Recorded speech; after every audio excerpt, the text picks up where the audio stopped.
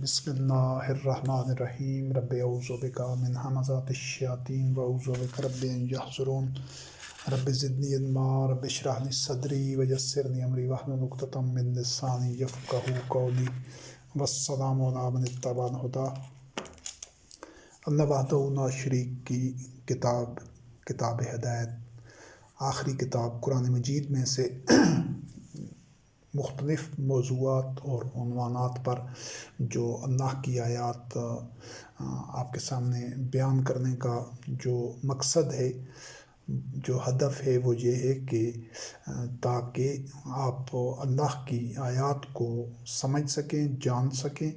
और ये जो मुरवजा बातिन मज़हब है जो सदियों से जिसको इस्लाम समझकर अपनाया जा रहा है, ताकि इसकी हकीकत आश्कारा हो और उससे जो लोग वही का, कुरान करीम का, अल्लाह की आयात का इत्तबा करना चाहें, वो उस मज़हब से बरात इख्तियार करके अल्लाह के दीन इस्लाम पर आ सकें। हमने अल्हम्दुलिल्लाह रब्बिल आलमीन इस सिलसिले में आगाज़ किया है चंद भाइयों ने, और आपको भी सारी नौ इंसानी को इसकी तरफ दावत देते हैं कि वो अल्लाह के दीन इस्लाम की तरफ आएँ, हमारे साथ शरीक सफ़र बने, ताकि हम सब अल्लाह की नुसरत के लिए आगे बढ़ें और अल्लाह रब्बे करीम की नुसरत व ताईद हमारे शामिल हाल हो और हम आदमी तागूत को चैलेंज करते हुए दुनिया भर के जो लोग ईमान लाए, मोमिन बने, वो मिलकर अकामत दीन इत्तबा वही का जो स्ट्रक्चर है, जो ढांचा है, जो निज़ाम है, वो उस तरह उस मेकनिज़म बनाएं और उसका अल्हम्दुलिल्लाह रब्बिल आलमीन हमने आगाज़ किया है। आप उसके साथ आपने सिर्फ शामिल होना है, अल्लाह की इन आयात को जो मुतअद्दिद मौज़ूआत पर हैं उनको सुने, समझें, कुरान करीम में से उनका मुताला करें, उनके हवालाजात मौजूद हैं अक्ल, फ़िक्र, शऊर की रोशनी में। और फिर अगर आप मुतमईन होते हैं तो चाहे आपका बैकग्राउंड कोई भी हो, आपकी माली हालत, समाजी हालत, आपका मज़हब, इलाका, रंग, नस्ल कोई भी हो, तो आप यकसा तौर पर आपका माजी कोई भी हो, किसी भी हवाले से कोई ऐसा गलतियाँ, कोताहियाँ कोई भी इंसान से हो जाती हैं, लेकिन वो गफूर रहीम रब है, तो वो जब इंसान तौबा कर लेता है, अपनी इस्लाह कर लेता है, तो वो उसकी जो साबिक़ा गलतियाँ, कोताहियाँ, जुराइम, गुनाह होते हैं, इन्नल हसनात युज़हिबन सय्यात, तो वो जो हसनात होती हैं, जो सानेह अमाल होते हैं, तो वो उसकी ज़ात में से जहालत के अरसे में जो उससे गलतियाँ कोताहियाँ हुई होती हैं, जो जुराइम सरज़द होते हैं, उनकी तलाफ़ी हो जाती है। लेकिन जो लोग अपने आबा व अजदाद की रवश को नहीं छोड़ते, हक़ सामने आने के बावजूद भी हक़ को जुठला देते हैं, तकज़ीब करते हैं, इनकार करते हैं, उनकी इस्लाह का कोई इम्कान नहीं रहता। तो ये दावत यकसा तौर पर, चाहे उसका किसी का कोई मज़हब है, कोई कौम है, कोई इलाका है,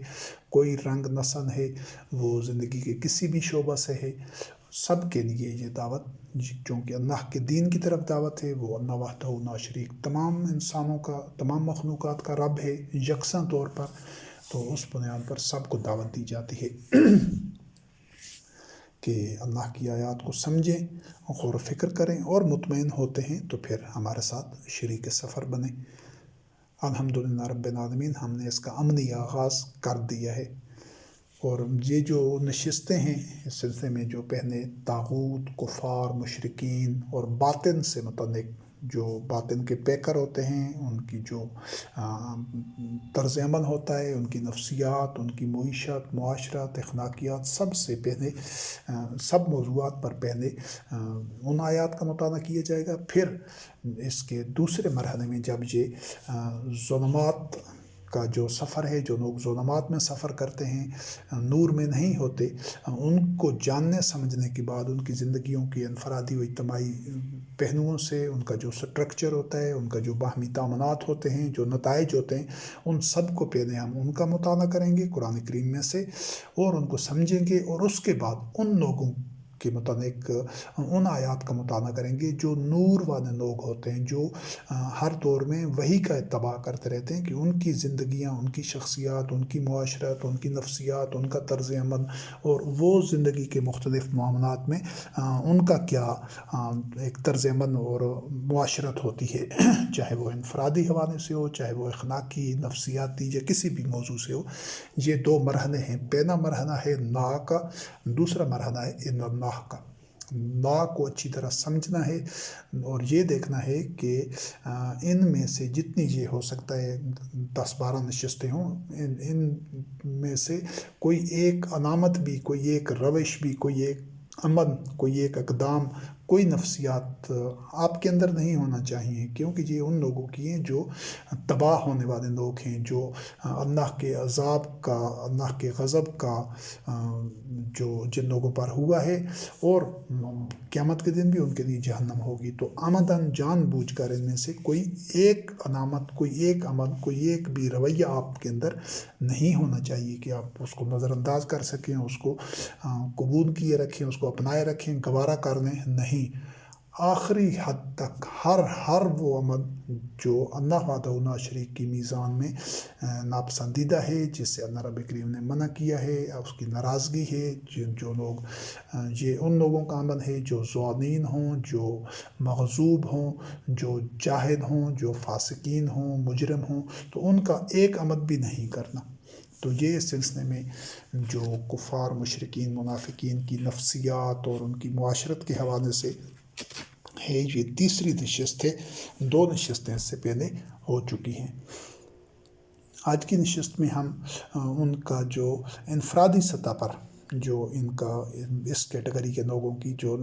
نفسیات و معاشرت ہوتی ہے، وہ انفرادی سطح پر اس کے کچھ گوشوں کو کتاب اللہ کی روشنی میں ان کا ہم مطالعہ کرتے ہیں، ان کو سمجھتے ہیں۔ تو پہلی چیز یہ ہے کہ دنیاوی زندگی، حیات عرضی اور اس کے متعلقات ایسے لوگوں کی جو مجرم ہوتے ہیں، کفار، مشرکین، منافقین، فاسقین، ان لوگوں کی نگاہ میں دنیاوی زندگی اور اس سے متعلقات مزین ہوتے ہیں، یہ ان کی اولین ترجیح ہوتی ہے۔ آپ نے یہ دیکھنا ہے کہ کہیں یہ ہماری اولین ترجیح تو نہیں ہے، سوچنا ہے، غور و فکر کرنا ہے۔ جن لوگوں کی نگاہ میں یہ دنیاوی زندگی، اپنی صحت، اپنا جسم، اپنے مال دولت، اپنی گاڑی، بنگلہ، اولاد، کبینہ، ازواج اور یہ مکانات، بزنس، مال دولت، یعنی کوئی بھی ایسی چیزیں جو دنیاوی زندگی سے متعلق ہے، جو حیات عرضی سے متعلق ہے، ان میں سے اگر کوئی بھی چیز اس کی نگاہ میں سب سے زیادہ مزین ہے، سب سے زیادہ اس سے اچھی لگتی ہے، پسند ہے، خوشنما لگتی ہے، کہ اس سے زیادہ اس کو اچھی کوئی چیز نہیں لگتی، تو وہ سمجھیں کہ وہ جہنمی ہے، وہ جہنمی ہے۔ اگر سب سے زیادہ محبوب اس کو ان میں سے، دنیاوی زندگی میں سے کوئی چیز ہے، چاہے اس کی اپنی زندگی اور اس کا اپنا وجود سب سے زیادہ اس کو اگر پسند ہے، سب سے زیادہ مزین ہے، اور اس کو یا اپنے سے خارجی زندگی میں جو اس سے متعلقات ہیں، مثلا اولاد ہو گئی، ازواج ہو گئے، یا خاندان ہو گیا، آبا و اجداد ہو گئے، مال دولت، یہ مکانات، بزنس، کاروبار، زمین، جائیداد، کوئی اور چیزیں جو اس کو اگر سب سے زیادہ ان میں سے کوئی بھی چیز پسند ہے، سب سے زیادہ محبوب ہے، ٹاپ پریورٹی پر، تو ایسا شخص بے شک نمازیں پڑھتا رہے، روزے رکھتا رہے اور عبادات کرتا رہے، اور حلال حرام کی پابندی اور اس طرح کی دیگر وہ بظاہر جو شرعی احکام ہوتے ہیں ان کی پاسداری کرتا رہے، لیکن وہ شخص جہنمی ہوگا۔ یہ چیز طے شدہ ہے۔ اب ہم اس کو دیکھتے ہیں۔ اللہ رب کریم نے فرمایا کہ جو لوگ آخرت پر ایمان نہیں لاتے تو ان کے اعمال ان کی نگاہ میں مزین ہوتے ہیں، اور وہ فہم یامہون، وہ بھٹکتے رہتے ہیں۔ اب جو لوگ اگر کسی کی نگاہ میں اس کا اپنا عمل سب سے مزین ہے، سب سے زیادہ پسندیدہ ہے، سب سے زیادہ محبوب ہے، سب سے زیادہ اس کو اپنا عمل اچھا لگتا ہے، تو یہ ان لوگوں کی نشانی ہے جن کا آخرت پر ایمان نہیں ہوتا۔ ان کی نگاہ میں ان کے کام مزین ہوتے ہیں، وہ ہو سکتا ہے بالکل برے ہوں، غلط ہوں، فساد پر مبنی ہوں، لیکن وہ ان کو اتنے پسندیدہ ہوتے ہیں، اتنے محبوب ہوتے ہیں، اتنے اچھے لگتے ہیں، وہ اتنے زیادہ خود پرستی میں ہوتے ہیں کہ وہ سمجھتے ہیں ہم تو جو کر رہے ہیں ٹھیک کر رہے ہیں۔ وہ اپنے اعمال کو اللہ وحدہ لا شریک کی وحی کی کسوٹی پر نہیں پرکھتے۔ یہ تقریباً معاشرے کی بھاری اکثریت، بڑی بھاری اکثریت اس بیماری کا، اس مرض کا شکار ہوتی ہے کہ وہ جو کچھ کر رہا ہے، کوئی بت پرستی کر رہا ہے، کوئی شرمگیزی کر رہا ہے، کوئی تکبر کر رہا ہے، کوئی جو کچھ بڑے سے بڑا جرم کر رہا ہے، بڑے سے بڑی اخلاقی پستی میں گرا ہوا ہے، لیکن اس کا وہ کام اس کو اچھا لگ رہا ہے، وہ اس کو چھوڑنا نہیں چاہتا، بلکہ اس کے لیے جواز تراشتا ہے، اس پر وہ اصرار کرتا ہے، تو سمجھ لیں کہ وہ آخرت پر اس کا ایمان نہیں، اگر اس کے اعمال اس کی نگاہ میں مزین ہیں۔ جو مومنین ہوتے ہیں وہ ہر بنائی میں، ہر خیر میں، ہر حسنات میں سے، ہر عمل میں، ہر صالح عمل میں وہ زیادہ زیادہ کوشش کرتے ہیں، تقوی میں، صدق میں، اخلاص میں، ایثار میں، لیکن کبھی ان کی نگاہ میں ان کے اعمال پسندیدہ مزین نہیں ہوتے، بلکہ وہ سمجھتے ہیں کہ اس میں کوئی ممکن ہو سکتا ہے کوئی کوتاہی رہ گئی ہو، کوئی اس میں اس سے کمی بیشی ہو گئی ہو، وہ حق ادا نہ کر سکا ہو، تو وہ اللہ وحدہ لا شریک کی خشیت میں رہتے ہیں، وہ کبھی بھی اس پر اتراتے نہیں ہیں، جو ان کو بہت زیادہ خود پسندی اور خود پرستی کا باعث نہیں بنتے۔ وہ صدقہ، وہ حسنات میں، نیکیوں میں، تقوی میں، بر میں، خیر میں آگے بڑھتے جاتے ہیں، آگے بڑھتے جاتے ہیں، لیکن کردار کی پختگی میں، صبر میں، استقامت میں، عزم میں، صدق و اخلاص، ایثار، ایمان، یقین میں آگے بڑھتے جاتے ہیں، پختہ سے پختہ تر ہوتے جاتے ہیں ہر گزرتے لمحے کے ساتھ، لیکن کسی بھی مرحلے پر وہ ان کی اعمال اس کی نگاہ میں مزین نہ ہوتی ہے، بلکہ ان کی نگاہ میں جو چیز مزین ہوتی ہے وہ صرف اور صرف ایمان ہوتا ہے، کہ وہ اللہ کا شکر ادا کرتے ہیں، حمد کرتے ہیں، اور تہ دل سے اس پر مطمئن ہوتے ہیں کہ اللہ رب کریم نے ان کو ایمان عطا کیا ہے۔ بس ایمان کے علاوہ مومنین کی نگاہ میں کچھ بھی مزین نہیں ہوتا، نہ ان کے اپنے اعمال اور نہ ہی یہ حیات عرضی اور اس سے متعلقات، نہ اس کو اپنی جان سب سے زیادہ مزین ہوتی ہے ان کی نگاہ میں، نہ کوئی اس کے رشتہ دار، مال دولت یا کچھ بھی۔ تو اور جو اللہ سے ملاقات کی امید نہیں رکھتے کہ انہوں نے روز قیامت، روز حشر اللہ کا سامنا کرنا ہے، تو وہ اس دنیاوی زندگی پر راضی ہوتے ہیں، یعنی کہ استغفر اللہ، یہ جو بندہ اس چیز پر مطمئن ہو جاتا ہے کہ میں نے بہت بڑی گاڑی خریدنی ہے، بڑا بنگلہ ہے میرے پاس، اتنا بینک بیلنس ہے، اور وہ اس پر راضی خوش ہو جاتا ہے، میرا اتنا بڑا جتھا ہے، اتنے بڑے افراد ہیں میرے ساتھ، میرے اہل خانہ ہیں، یا میرے اتنا اثر و رسوخ ہے، تو ایسے بندے جو دنیاوی زندگی پر اس طرح راضی ہو جاتے ہیں اور اس پر مطمئن ہو جاتے ہیں، اور وہ اللہ کی آیات سے غفلت میں ہوتے ہیں، انہی کا اولئک مأواہم النار بما کانوا یکسبون، جو یہ کام کرتے ہیں تو ان کا ٹھکانہ آگ ہے، جہنم ہے۔ یعنی کسی صورت میں دنیاوی زندگی پر راضی نہیں ہونا چاہیے، مطمئن نہیں ہونا چاہیے کہ بس یہ مل جائے تو ٹھیک ہے، یا یہ جو مل گیا تو سب اچھا ہے، نہ، اس کی جو ترجیح ہونی چاہیے وہ ٹھیک ہے، مومن زندہ رہتا ہے دنیا میں، اکتساب رزق بھی کرتا ہے، اس کے رشتے بھی ہوتے ہیں، جو اس کے اولاد، اس کے ازواج اور اس کے اعزاء و اقارب، ان کے ساتھ وہ ساری اپنی ذمہ داریاں بھی پوری کرتا ہے، لیکن وہ کبھی بھی ان میں سے ان چیزوں پر مطمئن نہیں ہوتا، بلکہ اس کی ہر لمحہ، ہر وقت، ہر سانس میں یہ کوشش ہوتی ہے کہ اس کا رب اس سے راضی ہو، اور وہ اپنی ذمہ داریاں بھی پوری کر رہا ہوتا ہے، معاشرے میں جو اس کا رول ہوتا ہے وہ ادا کر رہا ہوتا ہے اصلاح معاشرہ کے لیے، دوسروں کے ساتھ بھی، لیکن اس کی جو نگاہ ہوتی ہے، جو اس کا فوکس ہوتا ہے ہر معاملے میں، وہ اس چیز پر ہوتا ہے کہ کسی بھی معاملے میں ایسا کام نہ کروں کہ میرا رب مجھ سے ناراض ہو، یا میں ایسے مجھ سے میرے رب کی نافرمانی نہ ہو جائے، کہ میں اطاعت میں بڑھتا جاؤں، وہ اس کا سارا فوکس اور ساری توجہ ہمیشہ اسی چیز پر ہوتی ہے، وہی اس کی نگاہ میں مزین ہوتا ہے کہ میں نے رب کی اطاعت میں بڑھتے ہی چلے جانا ہے۔ اور یہ جو قرآن کریم میں ایک واقعہ ہے کہ وہ جو سبا کے لوگ تھے، وہاں پر وہ صورتحال یہ تھی کہ وہ جو قوم تھی وہ سورج کو سجدہ کرتی تھی، اس میں یہ سورج کی پرستش یا پوجا کے مفہوم میں بھی ہو سکتا ہے، یا کسی جو بادشاہت کا نظام ہو، یہ بھی اس سے مفہوم ہو سکتا ہے کہ وہاں پر وہ جو شخصی حکمرانی جس کو کہتے ہیں، تو اللہ کے علاوہ یعنی وہ اللہ کی اطاعت نہیں کرتی تھی، غیر اللہ کی اطاعت کرتی تھی، چاہے وہ توہمات کی صورت میں، فطرت پرستی کی صورت میں، چاہے وہ ان کا جو گورنمنٹ سٹرکچر ایسا ہو، حکومتی ڈھانچہ ایسا ہو، تو اللہ کے علاوہ یعنی وہ اللہ کی اطاعت نہیں کرتے تھے، تو ان کے معاملے کو رب کریم نے فرمایا، ان کی نفسیات کو وَزَيَّنَ لَهُمُ الشَّيْطَانُ أَعْمَالَهُمْ کہ شیطان نے ان کے اعمال ان کی نگاہ میں مزین کیے ہوئے تھے، ان کو وہ اچھا لگتا تھا کہ ہمارا جو جس طرح فرعون کہتا تھا کہ وَمَا أَهْدِيكُمْ إِلَّا سَبِيلَ الرَّشَادِ کہ میں تو تمہیں بہترین راستے کی طرف تمہاری رہنمائی کر رہا ہوں، یہ ہمارا سسٹم تو مصلح یعنی آئیڈیل ہے، مثالی نظام ہے ہمارا، حالانکہ وہ بنی اسرائیل کو عذاب میں مبتلا کیے ہوئے تھا، تو وہ بھی وہاں بھی معاملہ یہی تھا کہ ان کی نگاہ میں ان کے اعمال، شیطان نے یہ مذہبی پیشوا بھی ہو سکتا ہے یا وہ بادشاہ خود بھی ہو سکتا ہے کہ جو وہ کہتا تھا کہ وہ سسٹم بہترین ہے، اس کی نگاہ میں اس کو خوشنما۔ آج بھی دنیا کے سارے جو ممالک ہیں، تمام کے تمام یہ جو 200 کے قریب ممالک ہیں، ان کے جو حکمران طبقات ہیں، جو ان کی نیٹ کلاس ہے، وہ کہتے ہیں کہ ہمارا نظام ہمارے ملک کا، حالانکہ ہو سکتا ہے اس میں لوگ پس رہے ہوں، لوگ ظلم کا شکار ہوں، لوگ محرومی کا اور مایوسی کا اور بدحالی کا، لیکن وہ ہمیشہ یہی کہتے ہیں کہ یہ ہمارا بہترین سسٹم ہے۔ تو کیوں کہ وہ ان لوگوں کو دھوکہ دینا ہوتا ہے۔ اور یہ یہاں پر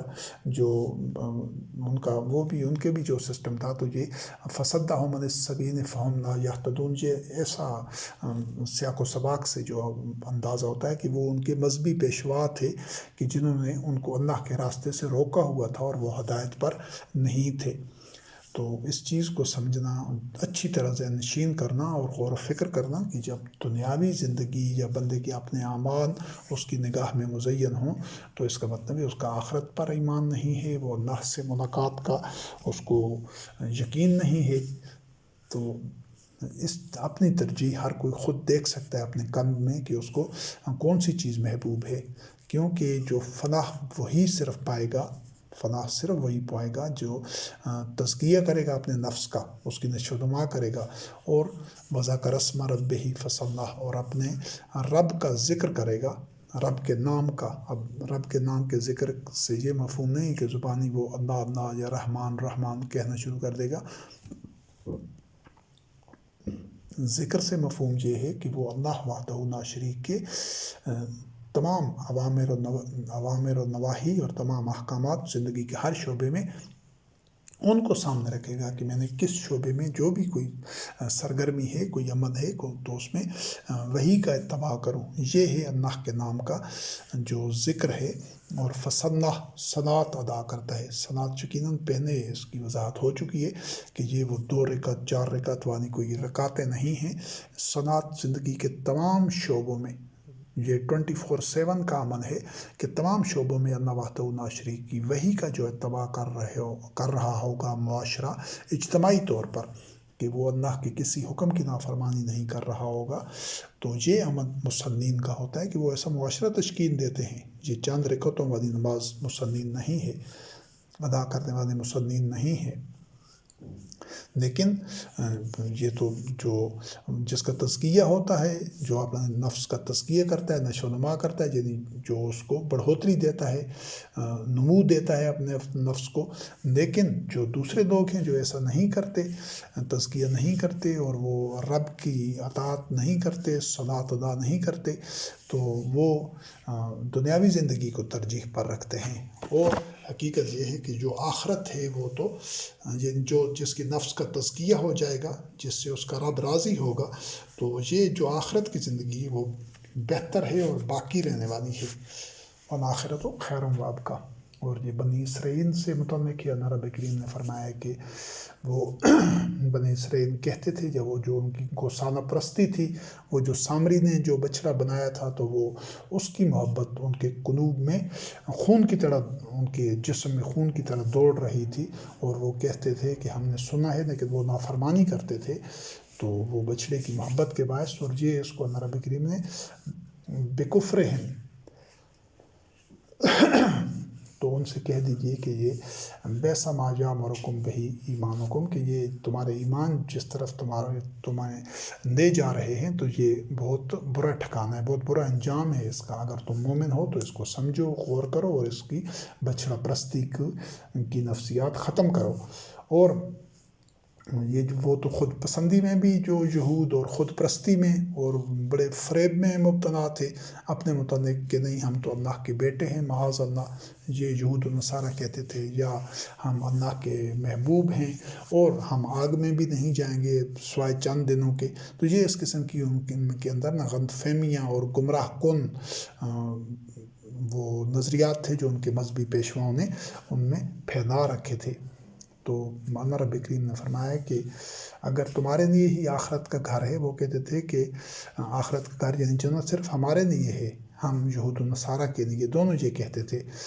خالص ہمارے لیے ہے لوگوں کے علاوہ، تو پھر تم موت کی تمنا کرو۔ جب تمہیں یقین ہے کہ ہم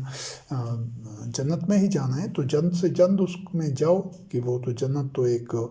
بہت برتر اور اعلیٰ ترین مقام ہے اس دنیاوی زندگی کی مشکلات اور مسائل سے۔ تو اگر تم سچے ہو تو فتمنا وہ موت کی تمنا کرو۔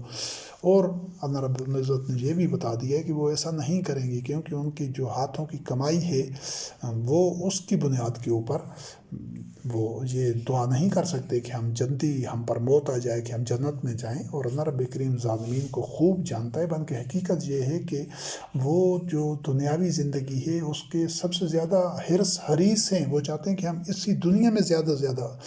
زندگی گزاریں۔ حالانکہ حقیقت یہ ہے کہ اگر ان کو یقین ہوتا کہ واقعی ہم جنت میں ہم نے جانا ہے تو وہ تو جلد سے جلد دعا کرتے ہیں اللہ رب کریم سے کہ ہمیں جلد سے جلد جنت میں لے جا، کیونکہ دنیاوی زندگی میں طرح طرح کے مسائل ہیں، مشکلات ہیں، پریشانیاں ہیں، سختیاں ہیں، سب کچھ ہے۔ تو جنت کی زندگی میں تو ایسا کوئی بھی صورتحال نہیں ہوگی، بلکہ اللہ وحدہ لا شریک کی رحمتیں، اس کی نعمتیں، اس کا فضل ہر طرف پھیلا ہوا ہوگا، اور وہ اس کی نعمتیں سمیٹی ہی نہیں جائیں گی، کوئی مشکل نہیں ہوگی اس میں۔ لیکن یہ ایسا نہیں کرتے۔ وجہ اس کی کیا تھی کہ وہ بلکہ لوگوں سے زیادہ وہ دنیاوی زندگی کے حریص تھے۔ اور یہ مشرکین، یہ تو یہود تو نصارہ تھے، اور یہ مشرکین ہیں یہ بھی بڑے حریص تھے کہ زیادہ سے زیادہ زندگی ہو، یعنی وہ موت سے دراصل بھاگتے تھے، لیکن جھوٹ میں مبتلا تھے کہ ہمارے لیے جنت ہے یا ہم آگ میں نہیں جائیں گے سوائے چند دنوں کے۔ حقیقت میں ان کے قلب میں یہ اشکارا تھا کہ ان کی جو بدعمالیاں ہیں تو وہ جہنم میں ہی جائیں گے، لیکن وہ تضادات کا شکار تھے۔ اور یہ مشرکین کہ ان میں سے ہر ایک چاہتا تھا کہ ہماری زندگی 1000 سال تک ہو، لو جو عمر و انفا سنہ، کہ وہ یہ دنیا چھوڑنا ہی نہیں چاہتے۔ تو جن کی نگاہ میں یہ دنیاوی زندگی مزین ہے، وہ دنیا نہیں چھوڑنا چاہتے، زیادہ سے زیادہ ادھر رہنا چاہتے ہیں، ہر حال میں اپنی جان بچانا چاہتے ہیں۔ تو ایسے لوگ سب سے زیادہ جو ٹاپ پرائرٹی پر اپنی زندگی بچانے کو رکھتے ہیں، تو ایسے لوگ بھی جہنمی ہیں، چاہے وہ اس دور کے ہوں یا اس دور کے ہوں۔ اور یہ جو منافقین میں سے جو ایسے لوگ جو سرمایہ دار تھے، جن کے پاس پیسہ تھا، وسائل تھے، اسباب تھے، تو ان کو جب کہا جاتا تھا کہ جہاد پر آؤ یا اللہ کے راستے میں یہ مال خرچ کرو، لوگوں کی ضروریات پوری کرو، مال اپنا کھلا رکھو لوگوں کی ضروریات کے لیے، تو لیکن نہیں، وہ اس چیز پر راضی ہوتے تھے، خوش ہوتے تھے کہ وہ پیچھے رہنے والوں میں رہ جائیں، یعنی وہ جہاد میں شامل نہ ہوں۔ یعنی اپنی جان ان کو اتنی عزیز تھی، زندگی اتنی ان کو عزیز تھی کہ وہ پیچھے رہنے والوں میں رہنا چاہتے تھے۔ اور اللہ نے ان کے اعمال کی وجہ سے، سوچوں کی وجہ سے ان کے قلوب کے اوپر مہر لگا دی، اور وہ جانتے نہیں تھے، یعنی باوجود جاننے کے وہ انجان تھے، کیونکہ وہ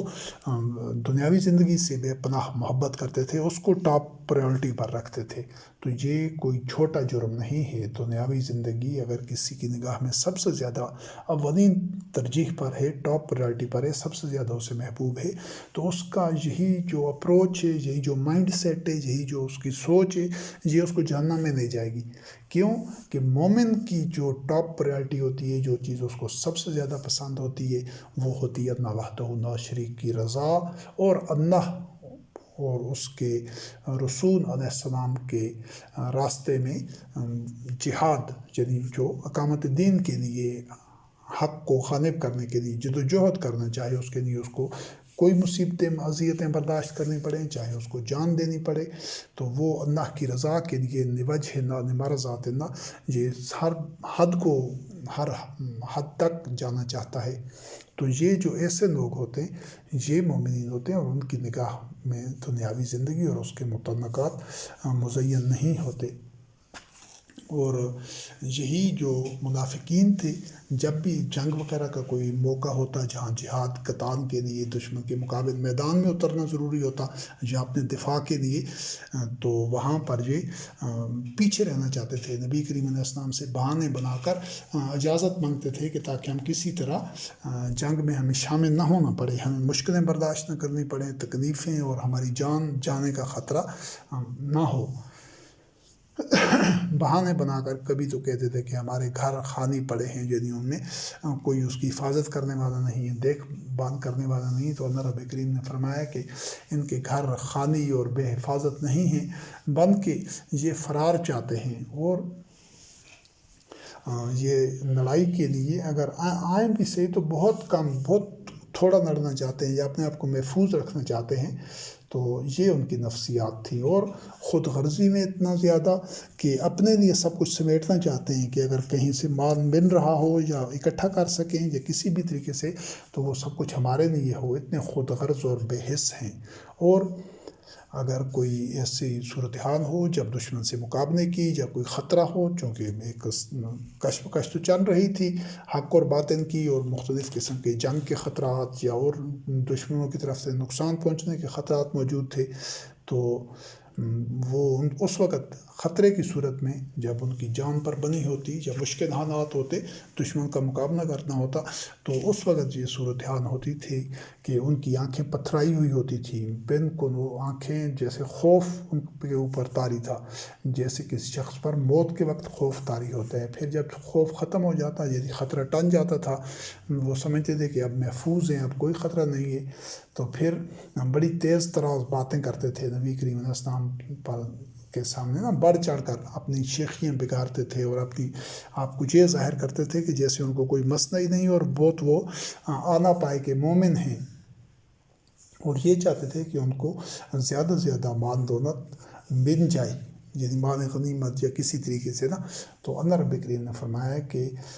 وہ ایمان لائے ہی نہیں ہیں، اور اللہ نے ان کے اعمال کو ضائع کر دیا ہے۔ تو جہاں پر یہ سمجھنا ہے کہ یہ اس قسم کی نفسیات کہیں ہماری تو نہیں، غور کرنا ہے۔ اور یہ جو بنی اسرائیل کے وہ بچھڑے کا حوالہ ہے، تو وہ بچھڑا تو آج یہ 1400 سال سے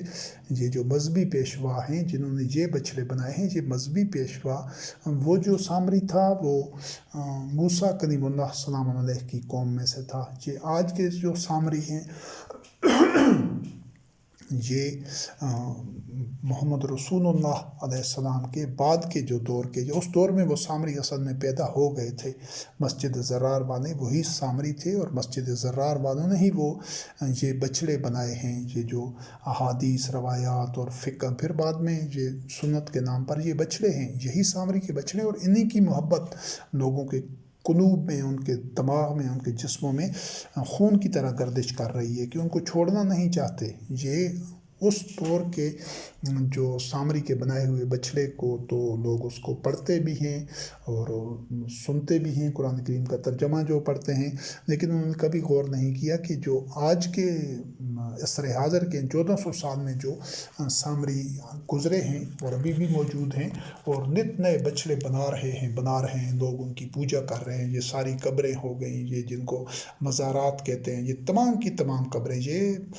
بچھڑے ہیں سامری کے، کوئی ان کو چھوڑنا نہیں چاہتا۔ یہ جو کتابیں ہیں مذہب کے نام پر لاکھوں کے حساب سے موجود ہیں، اور یہ جو اور شخصیات ہیں فلاں کابرین میں سے فلاں بزرگ، یہ سارے جو عہد نزول قرآن سے بعد کے جتنے بھی مذہبی جو کردار ہیں، شخصیتیں ہیں، قبریں ہیں، کتابیں ہیں، تو وہ سب کے سب، چاہے وہ شریعت کی کتابیں ہوں، چاہے فقہ کی ہوں، چاہے وہ تصوف کی ہوں، یہ عصر حاضر کے سامری کے بچھڑے ہیں۔ تو ان آیات کو پڑھ کے، سن کے، اپنے دور کے بچڑوں کو پہچاننا ہوتا ہے اللہ کی آیات کی روشنی میں۔ تو یہ جو اس دور کے منافقین تھے، وہ جو جان بچانا چاہتے تھے، بہانے کرتے تھے ہر طریقے سے، اور اس طرح کی خوش فہمیوں میں اور غلط فہمیوں میں تھے، تو ان کی یہ حالت ہوتی تھی جب خوف ہوتا تھا۔ اگر آج آپ میں بھی یہ علامات ہیں تو آپ یہ نہیں سوچنا کہ یہ تو آیات کا شان نزول یہ ہے تو یہ تو اس دور کے منافقین کے لیے نازل ہوئی تھی یا ان کے یہ رویے تھے۔ نہیں، یہ جو نفاق ہے یا ایمان ہے یا صدق ہے، اخلاص ہے، کذب ہے،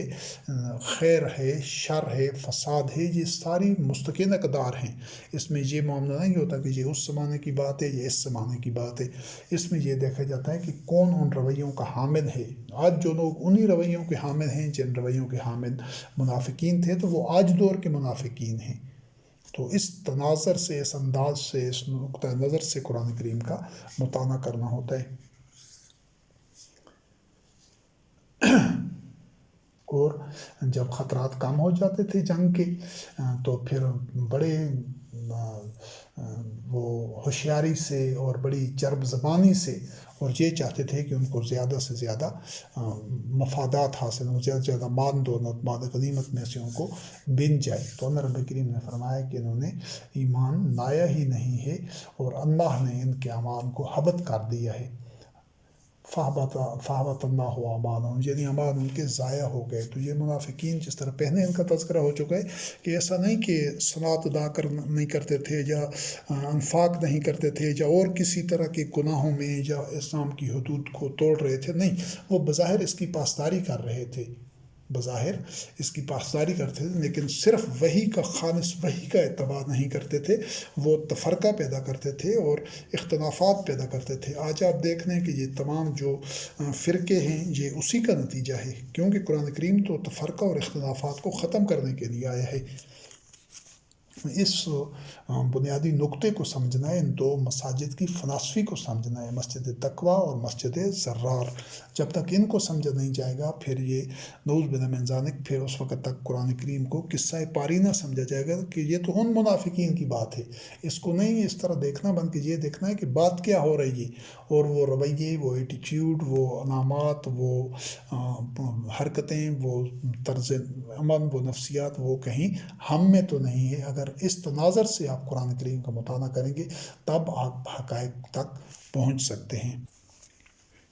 تو ان نفسیات کو اپنے اندر تلاش کرنا ہے، اپنے رویوں میں، کہ کیا ہم اسی طرح کوئی قربانی دینے کا موقع آئے، جان کے ساتھ جہاد کرنے کا، یعنی زندگی قربان کرنے کا، مشکل برداشت کرنے کا کوئی تقاضا ہو حالات کا، یا مال خرچ کرنے کا ہو، تو ایسا تو نہیں ہے کہ ہم اس سے بھاگنے والے ہیں۔ وہ بھی تو بظاہر تو مسلمانوں کی صفوں میں شامل تھے، لیکن جب ایسا موقع آتا تھا تو وہ اجازت لیتے تھے ان میں سے، نبی کریم علیہ السلام سے بہانے بنا کر کہ ہم جہاد میں شامل نہیں ہو سکتے، ہمارے گھر اس طرح غیر محفوظ پڑے ہیں۔ حالانکہ وہ گھر غیر محفوظ نہیں ہوتے تھے، بلکہ وہ فرار اختیار کرنا چاہتے تھے۔ ان کے اندر خوف تھا، موت کا خوف، یا ہمیں کوئی مشکل برداشت نہ کرنی پڑے، ہمیں زخمی نہ ہو جائیں، مر نہ جائیں، جان قربان نہ کرنی پڑے، کیونکہ ان کے نگاہ میں دنیاوی زندگی اور مال و دولت یہ مزین تھا، اور اگر آتے بھی صحیح تو بہت کم ایسا ہوتا تھا کہ وہ جہاد میں، قتال میں شامل ہوتے۔ اور ان کی جو ایک اور منافقین کی جو نفسیات تھی، ان کا یہ گوشہ تھا اشہۃ علیکم، کہ وہ اپنے لیے زیادہ سے زیادہ اپنے آپ کو بچانا چاہتے تھے، مال رکھنا چاہتے تھے، مال خرچ نہیں کرنا چاہتے تھے، خود غرض تھے، بے حس تھے پرنے درجے کے، کہ دوسروں کو مشکلات میں دیکھ کر بھی وہ مال دولت پر ناگ بنے ہوئے تھے، وہ کھلے دل سے خرچ نہیں کرتے تھے، سب کچھ پیش نہیں کر دیتے تھے۔ اور جب کوئی ایسی صورتحال ہوتی کہ جب کہیں خطرہ ہوتا، خدشات ہوتے، دشمن کا خوف ہوتا، تو پھر ان کی نگاہیں پتھرا جاتی تھیں، اور ایسے نظر آتا تھا جیسے ان پر موت وارد ہونے والی ہے۔ تو جب وہ خوف چلا جاتا، یعنی وہ محسوس کرتے کہ اب حالات نارمل ہیں، معمول کے مطابق ہیں، تو پھر بڑے تیز تراز اور بڑی چرب زبانی سے اور بڑی شوخیاں دکھاتے تھے۔ اور پھر تو اگر کوئی مال غنیمت میں حصے کا کوئی صورتحال ہوتی یا کچھ ملنے کا امکان ہوتا تو پھر زیادہ سے زیادہ اپنے لیے لینا چاہتے تھے، کیوں کہ ان کی نگاہ میں دنیاوی زندگی مزین تھی، اپنی زندگی اور مال دولت یہ سب کچھ۔ تو یہ جو نفسیات ہیں، تو اس کو تو اللہ رب کریم اس نفسیات کے ساتھ اگر کوئی نماز روزہ حج زکوٰۃ اور یہ عبادات وغیرہ کرتا رہتا ہے، حلال حرام کی پابندی سب کچھ، تو اللہ رب کریم تو اس کو ایمان قرار ہی نہیں دیتا، نم یومنو، وہ تو ایمان لائے ہی نہیں ہیں۔ تو کسی کے زبان سے اقرار کرنے کے یا بظاہر جو شعائر دین ہیں، یہ عبادات نماز وغیرہ، اس پر کاربند ہونے سے یہ جنت نہیں ملنی، یہ تو اللہ رب کریم تو اس کو ایمان تسلیم ہی نہیں کرتا، اور ان کے اعمال ضائع ہو جاتے تھے۔ اللہ وحدہ لا شریک فأحبط اللہ اعمالهم، ان کے اعمال ضائع کر دے گا، یعنی وہ کرتے رہیں یہ سب کچھ، لیکن اگر ان کے اندر دنیاوی زندگی کی محبت ہے، اشیہتاً علیکم ہیں، یعنی اپنے یہ شوہ نفس میں مبتلا ہیں اور موت سے ڈرتے ہیں، تو وہ مومن ہیں ہی نہیں۔ تو آج ہم نے اپنے اندر یہ چیزیں دیکھنی ہیں، اور وہ اس چیز پر خوش ہوتے تھے کہ ہم تو جب جنگ میں نہیں شامل ہوتے تھے تو خوش ہوتے تھے، مطمئن ہوتے تھے کہ ہماری بچت ہو گئی ہے، ہم اپنے آپ کو خطرات سے ہم نے بچا لیا ہے، کہ محمد رسول اللہ علیہ السلام اور دیگر جو مومنین حقہ تھے، جو مخلصین تھے، جو صدق کے دل سے ایمان اور اللہ وحدہ لا شریک کی وحی جن کے قلوب کے اندر ایک جمی ہوئی تھی، ایک پیوست ہو چکی تھی، اور جو ان کے قلوب میں اتری ہوئی تھی اللہ کی وحی، اور صدق و اخلاص اور ایثار کا پیکر تھے، تو وہ تو ان کو تو انتظار ہوتا تھا موت کا، اور دنیاوی زندگی کی ان کی نگاہ میں کبھی بھی اولین ترجیح نہیں ہوتی تھی، وہ تو سب کچھ ان کی نگاہ میں ایمان مزین تھا۔ تو یہ پیچھے رہ جانے والے خوش ہوتے تھے کہ ہم اور اللہ کے راستے میں خطرات سے بچ گئے ہیں، جہاد میں شامل ہونے کے مشکلات سے اور جان کے خطرات سے، اور یہ ان کو ناگوار ہوتا تھا کہ وہ اللہ کے راستے میں جان کے ساتھ یا مال کے ساتھ جہاد کریں، اور پھر وہ دوسروں سے بھی کہتے تھے وہ کہ تاکہ دوسرے اور لوگ بھی منافق ہو جائیں، کیونکہ یہ مومنین سے تو حسد کرتے تھے، ان کی صفوں میں شامل تھے، لیکن مومنین ان کو اچھے نہیں لگتے تھے، ان کا مذاق اڑاتے تھے اور ان کو اچھے نہیں لگتے تھے، اور کہتے تھے کہ گرمی کے موسم میں نہیں نکلو، تو اللہ رب کریم یعنی کہ گرمی مشکل ہے، جہاد پر نہ جاؤ، قتال کے لیے نہ جاؤ، تو اللہ رب العزت جواب دیا کہ ان سے کہیے کہ یہ جو جہنم کی آگ ہے یہ اس سے زیادہ گرم ہوگی، یعنی وہ منافقین کا ٹھکانہ تو جہنم ہوگا، تو اگر یہ سمجھ سکتے، یعنی وہ ابھی دنیا میں رہتے ہوئے جہنم کی آگ کو ان کو بتایا جا رہا ہے، لیکن اس کے قلوب میں وہ چونکہ وحی کی تعلیمات ہیں نہیں، ان کے قلوب میں دنیا کی محبت ہے، اپنی جان کی محبت ہے، موت کا خوف ہے، تو اس وجہ سے وہ اس کو سمجھتے نہیں۔ لیکن جن کا وحی پر ایمان ہوتا ہے، جن کے دل میں اللہ کی خشیت ہوتی ہے، متقی ہوتے ہیں، ان کی نگاہ میں دنیا مزین نہیں ہوتی، تو ان کو اس چیز کا اندازہ ہوتا ہے کہ جہنم کا جو عذاب ہے، استغفر اللہ، وہ دنیاوی زندگی کی ساری جو خوشیاں ہیں، لذتیں ہیں، یا ساری جو نعمتیں ہیں، یہ اگر حاصل بھی ہوں تو پھر بھی جہنم کا جو عذاب ہوگا وہ تو ابدی ہوگا، اور وہ انسان کے لیے بہت گھاٹے کا سودا ہے کہ اگر وہ دنیا کی یہ چیزیں حاصل کر لیتا ہے لیکن جہنم کے عذاب اس میں وہ مبتلا ہو جاتا ہے۔ لیکن یہ ان کے لیے جن کو آخرت کا یقین ہوتا ہے، جو اللہ کے کلام، جن کے اللہ کی وحی جن کے قلوب میں ہوتی ہے، تو اللہ رب العزت نے اس لیے فرمایا کہ جو دنیاوی زندگی چاہے گا اور اس دنیاوی زندگی کی زینت چاہے گا، تو ہم اس کو اس میں پورا اس کا بدلہ دے دیں گے، یعنی جو دنیاوی زندگی محنت کرتا ہے، جیسے سائنس، ٹیکنالوجی یا بزنس میں یا اپنی ایجوکیشن میں، دنیاوی زندگی کی جاب کے لیے، گاڑی، گھر، یہ اس طرح کی چیزیں، بینک بیلنس، دن رات اس میں کھپا دیتا ہے، ہر طریقہ اختیار کرتا ہے، ہر طریقے سے وہ پاگل ہو جاتا ہے ان کے پیچھے، تو اس کو وہ چیزیں مل جاتی ہیں جو بھی اس سسٹم جو بنایا ہوتا ہے لوگوں نے، اس سسٹم کے مطابق وہ چلتا ہے، تو وہ ان چیزوں کو پا دیتا ہے، وہ ان کے مطابق جو ایسے فیصلے کرتا ہے، ایسے اقدام اٹھاتا ہے، تو وہ اللہ رب کریم اس کی راہ میں رکاوٹ نہیں بنتے ہیں، اس کو اپنی مشیت اور اپنے قانون کے مطابق وہ سب چیزیں مل جاتی ہیں۔ تو اور ان میں کمی نہیں کی جاتی، لیکن ایسے لوگ جو دنیاوی زندگی اور اس کے مال متاع اور اس کے متعلقات کو اس طرح ان کے پیچھے پڑ کر ان کو اپنی ترجیح بنا کر ان کو حاصل تو کر دیتے ہیں، لیکن آخرت میں ان کا کوئی حصہ نہیں ہوتا، ان کا ٹھکانہ آگ ہی ہوتی ہے۔ اور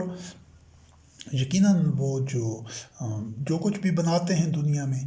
تو وہ ایک دن اس نے تباہ ہو جانا ہے۔ جب وہ ان پر موت آتی ہے تو ان کو سب کچھ چھوڑنا پڑتا ہے، اور پھر بھی ان کی جو کمائی ہوگی، جو محلات، جو گھر گاڑی، سب کچھ ایک دن اس نے بھی فنا ہو جانا ہے، بہت جلدی فنا ہو جاتا ہے ان کی زندگیوں میں یا ان کی زندگیوں کے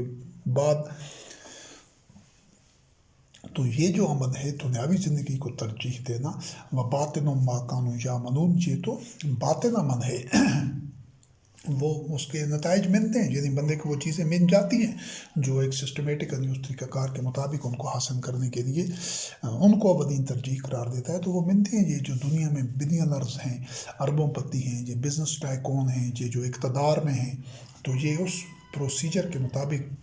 کوشش کرتے ہیں، دن رات اس کے لیے پاگل ہوتے ہیں، ہر حربہ استعمال کرتے ہیں، ہر حد تک جاتے ہیں اس چیزوں کو حاصل کرنے کے لیے، تو ان کو پا دیتے ہیں۔ لیکن آخرت میں ان کے لیے آگ ہے، کیونکہ ان کی ساری توانائیاں، ترجیحات اور ساری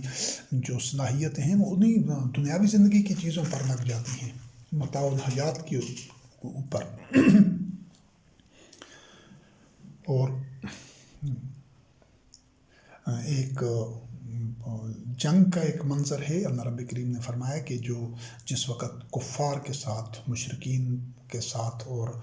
یہود و نصارہ کے ساتھ جب میدان میں قتال کے لیے جاؤ، تو اس وقت اب یہاں پر دیکھیے گا کہ ایک لمحے کی غلطی ہے جو ساری زندگی کے اعمال کو، جو نیکیوں کو اور ایمان کو، سب کچھ کو برباد کر دیتی ہے، کہ جس دن اگر میدان جنگ میں آ گئے آمنے سامنے، اور پھر اس وقت تم نے بزدلی کی وجہ سے یا اپنی زندگی بچانے کے لیے، دنیاوی زندگی سے محبت کے لیے یا دنیاوی کسی رشتے کی خاطر، مثلا اپنے ازواج کے لیے، اولاد کے لیے یا کسی مقصد کے لیے تم نے وہاں پر پیٹھ پھیری، یعنی بزدلی دکھائی، فرار اختیار کیا۔ ہاں، یہ کہ تم اپنے ایک ٹیکٹکس کی بنیاد پر ایسا کر سکتے ہو، تمہیں کوئی حکمت عملی اپنانی ہے، تبدیل کرنی ہے، یا اپنی جماعت کے ساتھ شامل ہونا ہے تاکہ پھر سے تم حملہ آور ہو سکو، تو اس میں گنجائش ہے۔ اگر بزدلی کی وجہ سے ایسا کیا تو پھر اللہ کا غضب ہوگا اور جہنم میں ٹھکانہ ہوگا۔ آپ نے دیکھا کہ دنیا اپنی زندگی بچانے کے لیے اگر تم نے یہ غلطی کی کہ تاکہ موت سے بچ جاؤ، یا دنیاوی زندگی سے یا متعلقات سے جو دنیاوی ہیں ان سے محبت کی بنیاد پر تم نے بزدلی کی، تو پھر جو پہلے سے تم جو نیکیاں کرتے آئے ہو، جو کچھ تم نے عبادات کی ہیں، جو ایمان لایا ہے، جو مشکلات برداشت کی ہیں، وہ سب کچھ ضائع ہو جائے گا۔ تو اس سے اندازہ ہوتا ہے کہ یہ جو معمول کے جو معاملات ہوتے ہیں، یہ نماز، روزہ، عبادات، حج وغیرہ، اور یہ جو مذہبی وضاقت ہے، ذکر، اذکار، حلال حرام کی پابندی، یہ سب کچھ یہ اپنی جگہ پر ان کی اہمیت ہے دین کے شعائر کی، لیکن جو فیصلے ہوتے ہیں، وہ جو اقدام ہوتے ہیں جب آپ کسی دوراہے پر ہوتے ہیں، تو وہ ان معمولات سے بہت زیادہ نازک اور بہت زیادہ اہم ہوتے ہیں، اور ان کے بہت اثرات ہوتے ہیں، اور وہاں پر غلط قدم جو ہوتا ہے انسان کی ساری زندگی کی نیکیوں کو ملٹیپلائی بائی زیرو کر دیتا ہے۔ اور وہاں اس مقام پر جب درست فیصلہ کر لیا جائے، ایسے دوراہوں پر، ایسے نازک مقام پر اگر کوئی درست فیصلہ کرتا ہے، تو اس کی ماضی کی کئی غلطیاں، کوتاہیاں کی تلافی ہو جاتی ہے، اور وہ کامیابیوں پر اور رفتوں پر چلا جاتا ہے۔ تو ہمیشہ جو مومن ہوتا ہے وہ بیدار ہوتا ہے، وہ اللہ کی حدود کو اور اللہ کے احکامات کو ہر لمحہ، ہر گھڑی سامنے رکھتا ہے، کہ کہیں ایسا تو نہیں کسی وقت غفلت کی وجہ سے یا بے توجہی کی وجہ سے یا کسی خواہش کی بنیاد پر، کسی اپنے ادنی مفاد کی بنیاد پر میں اللہ کے حدود کی خلاف ورزی نہ کروں، یا اللہ کے کسی حکم کی نافرمانی نہ کروں، کوئی حدود توڑ نہ دوں۔ تو یہ چیز ہے، ترجیحات کی بنیاد پر یہ سارے معاملات ہوتے ہیں۔ اور یہ جو کفار تھے تو ان کی نگاہ میں یہ جو دنیاوی زندگی ہوتی ہے نا، اگر کسی کی نگاہ میں دنیاوی زندگی مزین ہے، وہ اسے سب سے بھلی لگتی ہے، تو یہ تو کفار ہے، وہ لوگ تو کفار میں شامل ہیں۔ مومنین کے قلوب میں یہ چیز دوبارہ دہرائی جاتی ہے کہ مومنین کی نگاہ میں، ان کے قلوب میں صرف اور صرف ایمان مزین ہوتا ہے اور کچھ بھی نہیں ہوتا، نہ ان کے اپنے اعمال، نہ ان کے عزیز و اقارب، نہ ان کے متعلقات، نہ کوئی دنیاوی زندگی کا مال متاع، گھر بار، جائیدادیں، کوئی چیز ان کی نگاہ میں مزین نہیں ہوتی۔ وہ ذمہ داری پوری کر رہے ہوتے ہیں، اپنے فرائض، اپنی ذمہ داریاں، اکتساب رزق وغیرہ سارا بھرپور طریقے سے کرتے ہیں، لیکن ان کی ترجیح وہ نہیں ہوتی، وہ ان کی نگاہ میں مزین نہیں ہوتے، وہ ان کی ایک ذمہ داری پوری کر رہے ہوتے ہیں، لیکن ایمان ان کی نگاہ میں مزین ہوتا ہے۔ اور یہ جو کفار ہیں یہ سمجھتے ہیں کہ ہم نے اتنا، ہمارے پاس مال دولت ہے، اتنا سمیٹ لیا ہے، ہم اتنے ہوشیار ہیں، اتنے چالاک ہیں، اتنے سمجھدار ہیں کہ ہم نے اپنے لیے یہ سہولتیں، آسائشیں، یہ سب کچھ حاصل کر لی ہے۔ اور یہ جو مومنین ہیں وہ ان کا تو مذاق اڑاتے ہیں کہ یہ تو اتنی ترجیح ہی نہیں دیتے، یہ اتنی کوشش ہی نہیں کرتے، یہ ان کے پاس اتنا مال دولت جمع ہی نہیں ہے۔ تو یہ فرق ہوتا ہے کفار میں اور مومنین میں۔ اور یہ جو اللہ رب کریم نے فرمایا کہ اگر تمہارے باپ دادا یا تمہارے بیٹے یا تمہارے بھائی یا تمہاری بیویاں یا یہ تمہارے جو بزنس ہے، جو تجارت ہے جس کی مندی سے تم ڈرتے ہو، یا جو تمہارے جو اچھے اچھے مکانات ہیں، یہ ساری چیزیں جو دنیاوی زندگی سے متعلق ہیں، یہ اگر تمہیں اللہ، اس کے رسول اور اللہ کے راستے میں جہاد سے زیادہ محبوب ہیں، تو پھر تم انتظار کرو اللہ کے امر کا، اور اللہ فاسقین کو ہدایت نہیں کرتا۔ یہ یعنی کہ اگر یہ چیز زیادہ محبوب ہو گئی اللہ اور اللہ وحدہ لا شریک کے، اللہ کے رسول سے، یعنی اللہ اور اللہ کے رسول کی اصطلاح جہاں پر اکٹھی ہے قرآن کریم میں، تو وہ اجتماعی نظام ہوتا ہے اقامت دین کا، جس میں معاشرہ کے افراد اللہ کی وحی کا اتباع کر رہے ہوتے ہیں۔ اس کے لیے جو سٹرکچر بنایا جاتا ہے، جو میکنزم بنا ہوتا ہے، یہ ہر دور میں مختلف رہا ہے، یہ اور قیامت تک اس کو باقی رکھنے کا اللہ رب کریم نے حکم دیا ہے مومنین کو۔ تو جو یہ وہ ہوتا ہے، ایسا نہیں ہے کہ یہ صرف اللہ اور اللہ کا رسول کی جو اصطلاح ہے، یہ محمد رسول اللہ علیہ السلام، جو اس سے پہلے انبیاء اور رسول علیہ السلام کے دور تک تھی، نہیں، نبوت کا سلسلہ پایہ تکمیل تک پہنچ چکا ہے، لیکن اللہ اور اللہ کے رسول کا جو نظام وہ ہے، وہ قیامت تک اس نے باقی رہنا تھا، اور مومنین اس کے علاوہ جی ہی نہیں سکتے۔ وہ ایک گھڑی بھی، ایک لمحہ بھی انفرادی زندگی کا یا اجتماعی زندگی کا اس کے بغیر نہیں گزار سکتے۔ تو یہ اس کو سب سے اولین ترجیح پر رکھنا ہوتا ہے، جو دنیاوی مال متاع، عزیز و اقارب، بزنس، تجارت، ان کو اولین ترجیح پر نہیں رکھنا ہوتا ہے۔ تو جو ایسا رکھتا ہے وہ فاسقین میں سے، جو فاسقین میں سے، تو فاسقین کا ٹھکانہ تو جہنم ہے۔ یہ معاملات ہوتے ہیں کہ جن کو اس انداز سے، جس انداز سے وحی بتا رہی ہے، اس طریقے سے سمجھنا ضروری ہوتا ہے۔ اور جو طغا کا لفظ ہے قرآن کریم میں، کہ جو طاغوت ہوتے ہیں، سرکش ہوتے ہیں، وہ، اور اس کی نشانی کیا بتائیے، فَأَمَّا مَنْ طَغَىٰ وَآثَرَ الْحَيَاةَ الدُّنْيَا، وہ دنیاوی زندگی کو ترجیح پر رکھتے ہیں۔ وہ دنیاوی، اور جو مومنین ہوتے ہیں، یُؤْثِرُونَ عَلَىٰ أَنفُسِهِمْ وَلَوْ كَانَ بِهِمْ خَصَاصَةٌ، کہ وہ دوسرے مومن بھائیوں کی، دوسرے افراد معاشرے کی، جو اس کے دوسرے مومن بھائی ہیں، ان کو ترجیح پر رکھتے ہیں۔ وہ دنیاوی زندگی، مال متاع کو، اور اسباب اور ذرائع کو، ان کو ترجیح پر نہیں رکھتے، وہ ان کو ترجیح پر رکھتے ہیں کہ خود ذرا تنگی میں بھی رہ کر، تاکہ ان کی ضرورت پوری ہو جائے۔ تو یہاں سے یہ فرق واضح ہو جاتا ہے کہ طاغوت کون ہیں، اللہ کے دشمن کون ہیں، کافر کون ہیں، اور مومن کون ہیں۔ تو جو ایسے دنیاوی زندگی کو اولین ترجیح پر رکھتے ہیں، تو وہ تو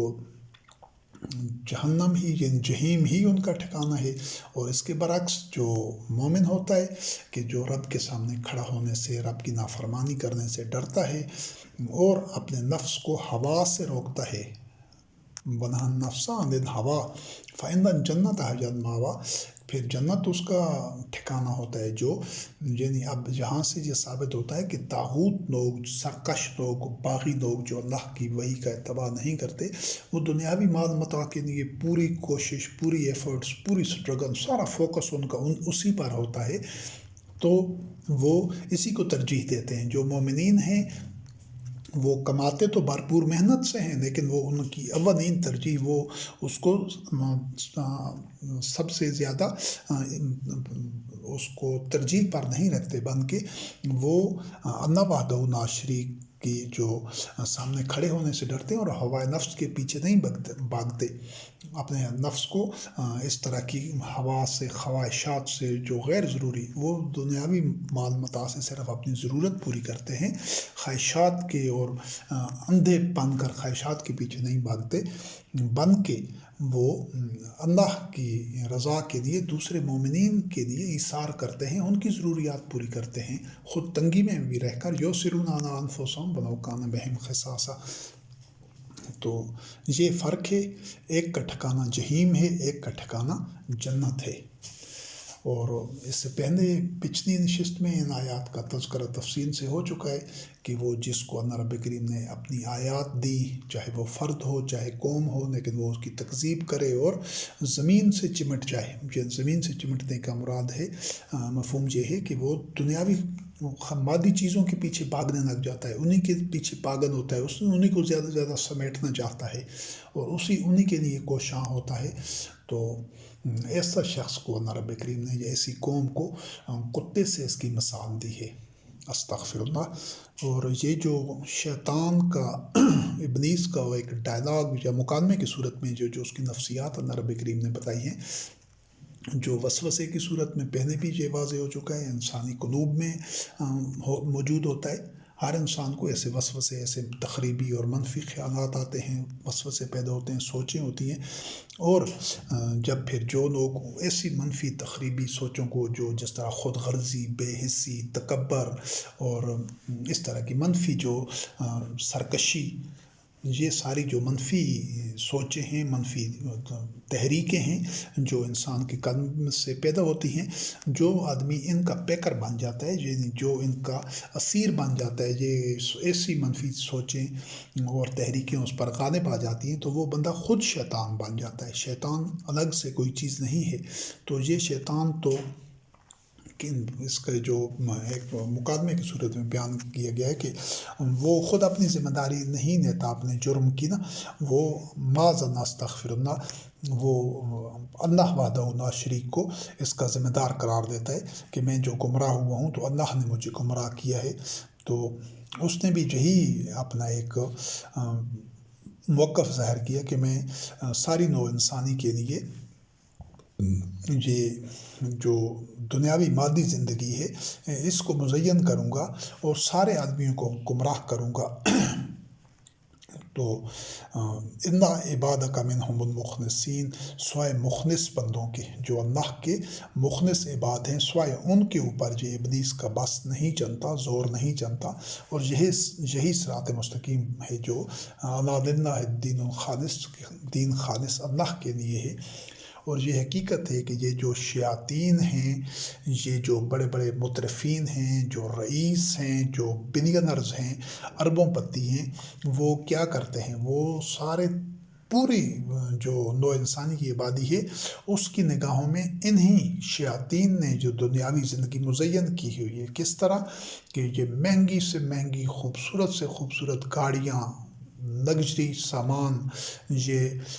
ایسا اپنا لائف سٹائل، ایک سے بڑھ کر ایک، یہ ان کے بنگلے، محلات، رہائشیں اور ان کے دیگر استعمال کی چیزیں، ہر چیز جو یہ اپنے لیے رکھتے ہیں، یہ ایک سے بڑھ کر ایک مہنگی اور اعلیٰ معیار کی اور قیمتی ہونے کے علاوہ وہ خوشنما ہوتی ہے لوگوں کی نگاہوں میں۔ یہ خود تو شیطان بن چکے ہوتے ہیں اپنی ہوائے نفس کے، لیکن جب وہ تفاخر سے اور جب وہ لوگوں کے سامنے اس طرح وہ آتے ہیں، ان کی زندگی لوگوں کے سامنے آتی ہے، تو لوگوں کی نگاہ میں بھی وہ سب کچھ پسندیدہ ٹھہرتا ہے۔ لوگ بھی خود عقل کا استعمال نہیں کرتے اور ان کے منہ سے راڑ ٹپک رہی ہوتی ہے کہ ہمیں بھی موقع ملے تو ہم بھی ہو سکے تو ان جیسا بن جائیں۔ تو یہ جو چیز ہے، یہ دنیاوی زندگی کو مزین کرنا ہے، یہی شیاطین ہیں۔ ایک تو مذہبی پیشوا شیاطین ہیں اور دوسرے یہ مترفین بھی، یہ جو دنیاوی زندگی کے حریث ہیں، جو سرپرست ہیں، ان کے اتنے اتنے بڑے بینک بیلنس اور ان کی یہ اپنے ذاتی طیارے رکھے ہوئے ہیں اور مہنگی سے مہنگی گاڑیاں اور کئی محلات اور وسیع و عریض رہائشیں اور دیگر جو ان کے خورد و نوش کا سامان، ان کے لباس اتنے اتنے قیمتی، تو یہ سارے جو عوام الناس ہیں ان کی نگاہ میں یہ چیزیں پھر مزین بنتی ہیں۔ ان کی اس جو اسراف و تبذیر کی وجہ سے اگر یہ اللہ کی اطاعت کے مطابق وحی کا اتباع کرتے ہوئے یہ زندگی گزاریں تو ان کو ایسا کرنے کی اسلام میں، دین میں اجازت ہی نہیں، گنجائش ہی نہیں ہے۔ ہاں ضرور ہے کہ اپنے جو اللہ رب کریم نے ان کو اکتساب رزق کی زیادہ صلاحیت دی ہے تو وہ کمائیں، بھرپور محنت سے کمائیں، لیکن اڑائیں نہیں، سادگی کے ساتھ، کفایت شعاری کے ساتھ وہ اپنے لیے مناسب متوسط قسم کی گاڑی بھی رکھیں، متوسط قسم کا مکان بھی ان کی ضرورت ہے، جس طرح دوسرے سب لوگوں کی ضرورت ہے، اور اعتدال کے ساتھ مناسب لباس، مناسب دیگر جو ضروریات جو زندگی کے تصرفات ہیں وہ سب، لیکن یہ اس طرح نہ کریں کہ دوسروں کو بھی پاگل بناتے ہیں۔ یہ اتنے ان کی لگژریس زندگی، اتنے یہ ان کی آسائشوں کا آرائشوں اور آسائشوں اور سہولتوں کا اتنا سامان، ایسی ایسی چیزیں کہ وہ لوگ دیکھ کر ان کی نگاہیں خیرہ ہو جاتی ہیں اور وہ انہی جیسا بننے کی کوشش کرتے ہیں۔ تو یہ ایک آگ ہے جو ان کے قلوب میں لگی ہوتی ہے، لیکن اس کی چنگاریاں اور اس کے شعلے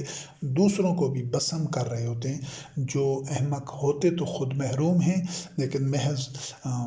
ان جیسا بننے کی خواہش میں ان کی اولین ترجیح بھی دنیاوی زندگی بن جاتی ہے۔ تو یہ ایک ایسا وشیس سائیکل ہے کہ جس معاشرے میں ایک منحوس چکر ہے، جس معاشرے میں ایسے خبیث اور ایسے مترفین اور ایسے لوگ ہوتے ہیں جو لوگوں کی زندگیوں میں لوگوں کی نگاہوں میں دنیاوی زندگی کو مزین کر کے دکھاتے ہیں کہ وہ پھر پورا معاشرہ اسی آگ میں جل رہا ہوتا ہے، پورا معاشرہ اسی آگ میں جل رہا ہوتا ہے۔ شعلے تو ان کے دل میں ہوتے ہیں، لیکن وہ جو اس کا دھواں اور اس کی حرارت ہوتی ہے وہ ہر ایک کو، معاشرے میں اکثریت کو، الا عبادک منہم المخلصین،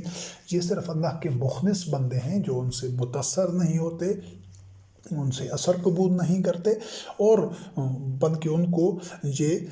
ٹھیک سمجھتے ہی نہیں ہیں، ان کو رد کرتے ہیں، ان سے برات اختیار کرتے ہیں، اور یہ انہیں شعوری طور پر وہ جانتے ہیں کہ یہ اللہ کے دشمن ہیں، یہ غاصب ہیں، اور یہ اللہ کی نافرمانی کر رہے ہیں، یہ جو اس طرح مال و دولت اور وسائل ارضی کو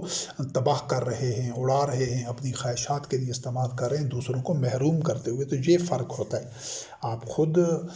اپنا فیصلہ آپ خود کر سکتے ہیں یا اپنی اصلاح کر سکتے ہیں کہ آپ کو بھی اگر یہ جو بڑی بڑی گاڑیاں اور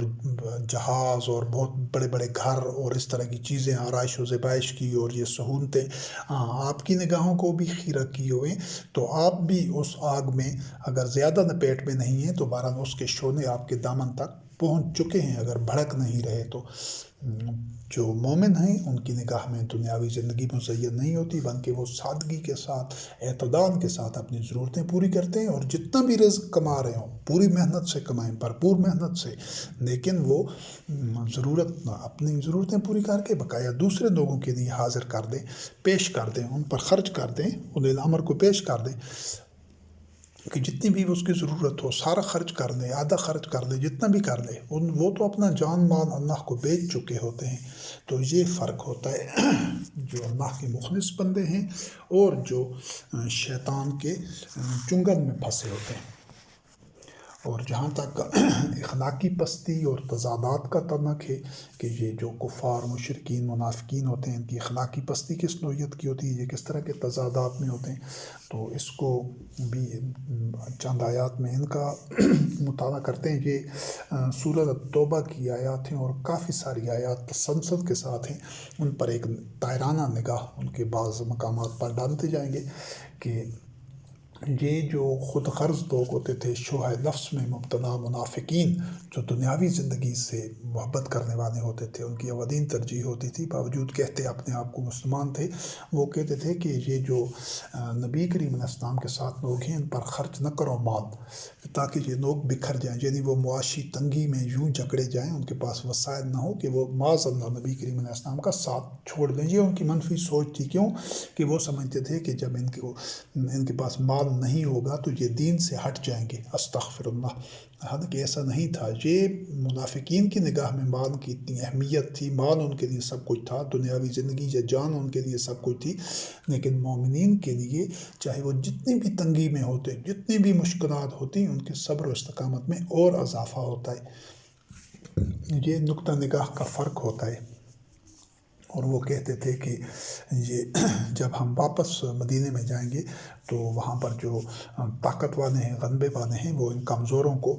نکال دیں گے۔ یہ بھی ان کے اپنے اندر کا حسد تھا، اور پھر آخر وہ اپنے منطقی انجام کو پہنچے۔ تو یہ جو جہاد میں شریک نہیں ہوتے تھے، تو جب یہ نبی کریم علیہ السلام قتال میں سے واپس آتے تو پھر یہ دیکھتے کہ کوئی ایسا موقع ہوتا کہ جہاں سے وہ غنیمت کا مال لے سکتے تھے، تو وہ پھر جب جنگ کا خطرہ ہوتا تھا، جان دینے کا، یعنی جنگ کی قتال کی صورتحال میں جان قربان ہونے کا یا جان قتل ہونے کا ڈر ہوتا تھا، تو پھر وہ پیچھے رہ جاتے تھے، نہیں شامل ہونا چاہتے تھے۔ جب اگر کوئی ایسا موقع ہوتا تو وہ مال غنیمت کی تقسیم کا معاملہ ہوتا تو وہ زیادہ سے زیادہ لینا چاہتے تھے، تو وہ چاہتے تھے کہ وہ اللہ کے کلام کو تبدیل کر دیں۔ تو فرمایا گیا کہ نہیں، تم ہمارے ساتھ نہیں آ سکتے، ہمارا اتباع نہیں کر سکتے، اسی طرح جس طرح اللہ نے کہا ہے کہ اس سے پہلے جو تمہاری روش تھی، یعنی جب جان قربان کرنے کا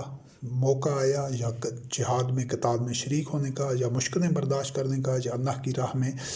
خرچ کرنے کا موقع آتا ہے، تو تم پیچھے ہٹتے ہو، جان بچاتے ہو، اور اگر کوئی فائدہ مند دیکھتے ہو تو پھر اس کی طرف بڑھ آتے ہو۔ تو ایسا نہیں ہوگا۔ پھر وہ یہ کہتے تھے کہ یہ تو معاذ اللہ ہمارے ساتھ حسد کی وجہ سے ایسا کیا جا رہا ہے، حالانکہ حسد نہیں ہوتا تھا، وہ ان کا اپنا عمل ہوتا تھا، وہ منافقت ہوتی تھی، لیکن وہ اندھے تھے، ان کو وہ سمجھ نہیں آتی تھی۔ وہ سمجھتے تھے ہم بڑے چلاک ہیں، بڑے ہوشیار ہیں کہ ہم مومنین کو دھوکہ دے رہے ہیں، کامیاب ہو رہے ہیں، لیکن پھر اللہ رب کریم ان کی جو حقیقت اصلیت تھی وہ آشکارا کر دیتا تھا اپنی آیات نازل کر کے۔ اور اسی وجہ سے اللہ رب کریم نے مومنین کو فرمایا، اب وہ جو سورۃ توبہ کی آیات ہے کہ اے ایمان والو، جب تم سے کہا جاتا ہے کہ اللہ کے راستے میں فی سبیل اللہ نکلو قتال کے لیے، جہاد کے لیے، تو تم بھاری ہو، تو کیا تم پر یہ بوجھل ہو جاتے ہو، یعنی تم دنیاوی زندگی اور مفادات کو دیکھتے ہو، کیا تم دنیاوی زندگی پر راضی ہو گئے ہو آخرت کی نسبت؟ کیونکہ مومن کی نگاہ میں تو آخرت کی زندگی ہوتی ہے، وہ اس کی نگاہ میں ایمان اس طرح مزین ہوتا ہے کہ اس کو یقین ہوتا ہے کہ جو ہی مجھ پر موت آنی ہے تو میں نے جنت میں جانا ہے۔ تو یہی چیز مومنین کو یاد دہانی کرائی جا رہی ہے۔ منافقین تو تھے ہی، ان کے تو قلوب میں نفاق تھا، لیکن مومنین میں جو ذرا تھوڑی سی اس میں ایک آپ کہہ سکتے ہیں کہ سستی دیکھ کر، یا ان کی ذرا رغبت کم دیکھ کر، اللہ رب کریم نے ان کو یہ باور کرایا ہے، یہ سمجھایا ہے کہ تم نے ایسا نہیں کرنا۔ یہ منافقین کی روش ہے جو وہ اپنی جان بچانا چاہتے ہیں۔ تو کیا تم بھی ایسے ہو رہے ہو کہ تمہیں یہ نکلنا جہاد کے لیے، قتال کے لیے گراں گزر رہا ہے، اور تم دنیاوی زندگی جیسے متعلقات تمہارے پر راضی ہو؟ نہیں، مومنین تو آخرت پر راضی ہوتے ہیں،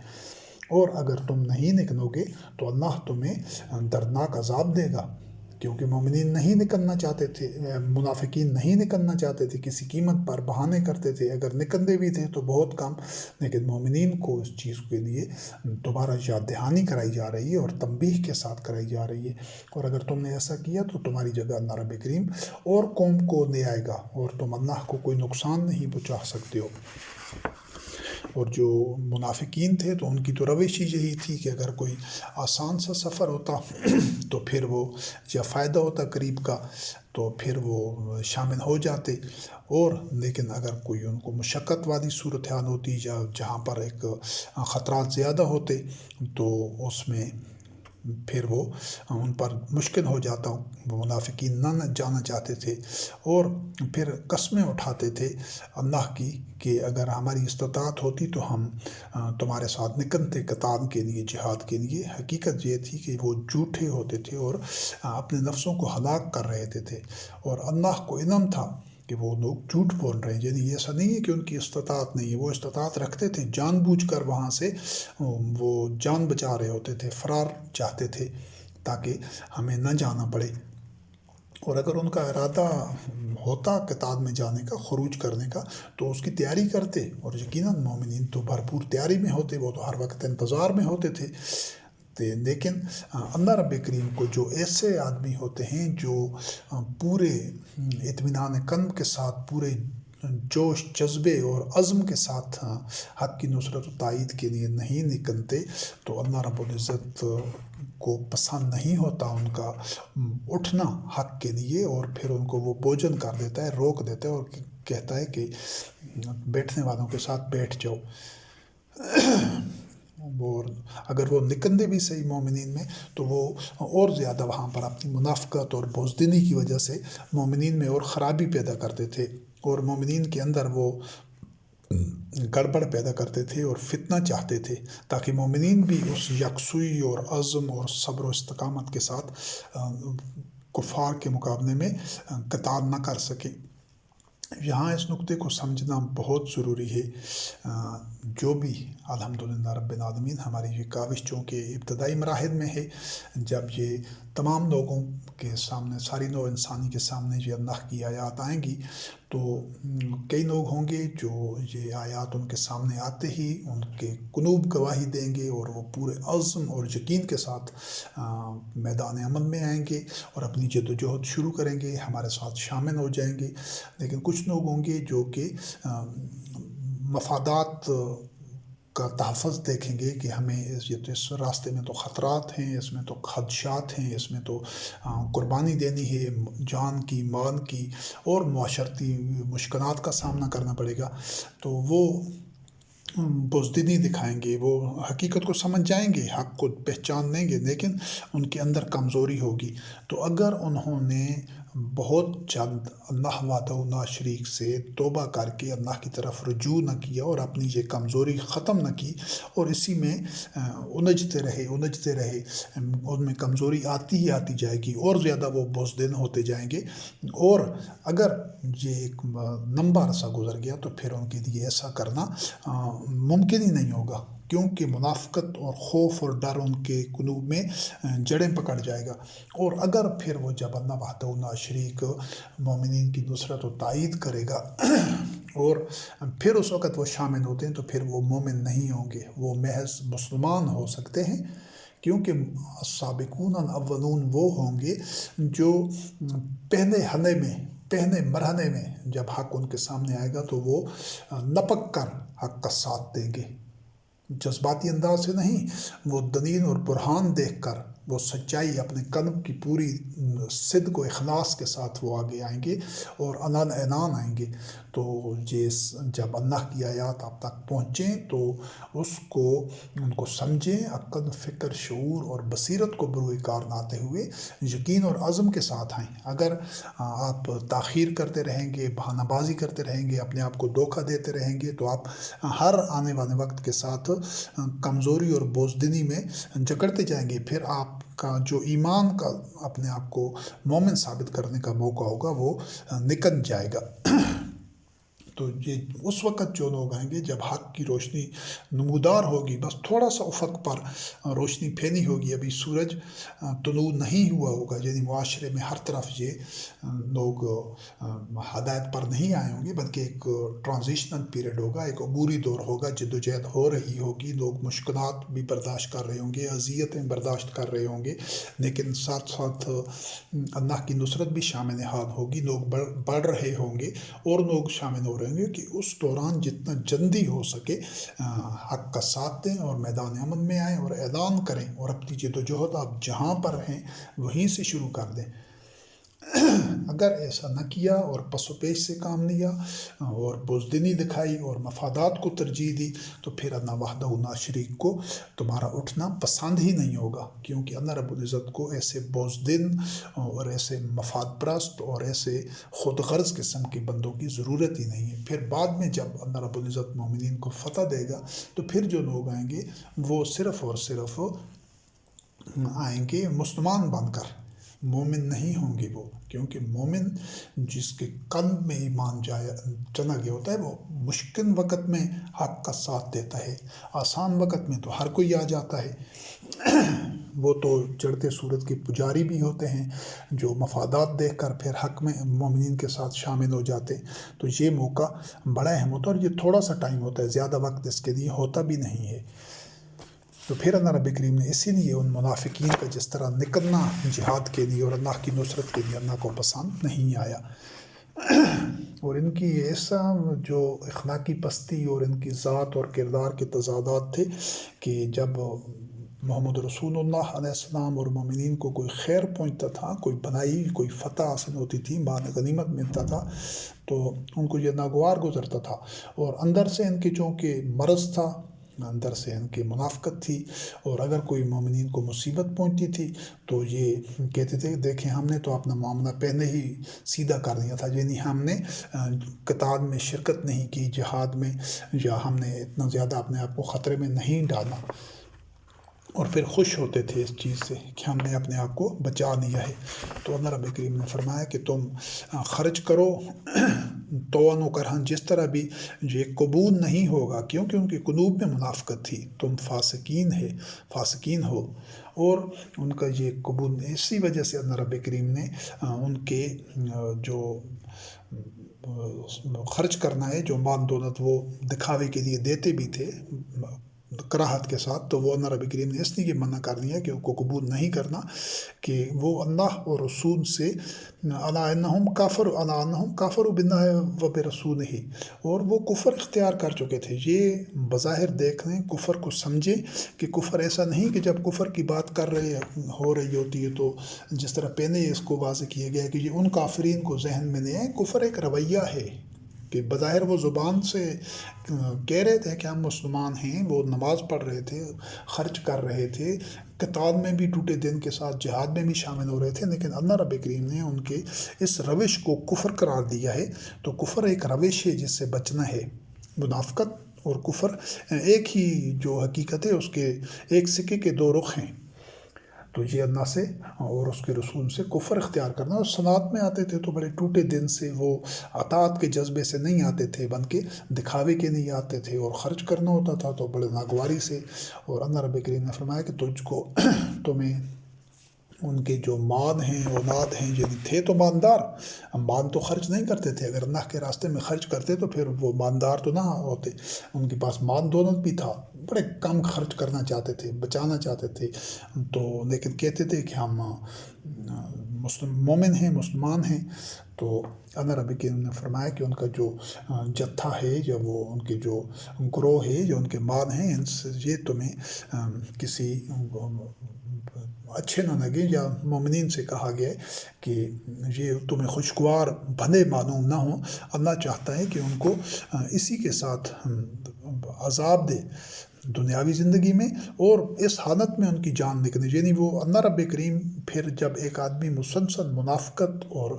خود غرضی اور شوہ نفس میں اور دھوکے میں اور خود کو فریب میں رکھتا ہے،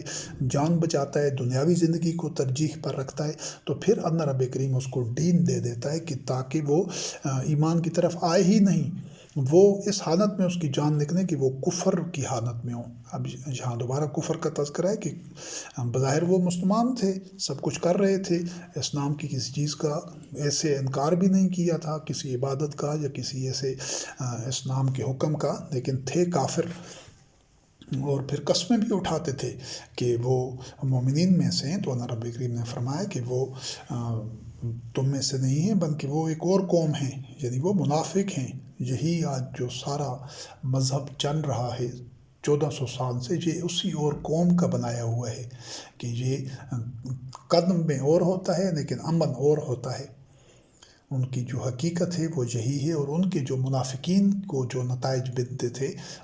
وہ دنیاوی زندگی کی جو محبت ہے، جان بچانے کی بزدلی اور ذلت ہر طرح کی ان کو دیکھنی پڑی۔ تو یہی ذلت آج صدیوں سے اس مذہب کے ماننے والوں کو اس وجہ سے مل رہی ہے کہ یہ انہی کا یہ جو جس کو رب کریم نے قوم و یفرقون قرار دیا ہے، وہ مومنین نہیں تھے۔ اگر وہ مومنین ہوتے تو اس کے جو مومنین والے جو دین تھا، جس پر انبیاء اور رسول علیہ السلام یعنی صرف وہی کا اتباع کرنے والے ہوتے، تو پھر تو اللہ وحدہ لا شریک کی نصرت، اس کی تائید، اس کی نعمتیں، اس کا فضل، اس کی برکات، خیر، رحمت، ہر چیز ان کے شامل حال ہوتی۔ پھر اس حال میں نہ ہوتے یہ جو 1.5 پونے 2 ارب مسلمان قوم ہے صدیوں سے۔ اور پھر اتنے وہ منافقین اندر سے غلیظ تھے کہ وہ خود اور تو اور اتنے حریص تھے اور اتنے لالچی اور اتنے بے ایمان تھے کہ وہ محمد رسول اللہ علیہ السلام پر بھی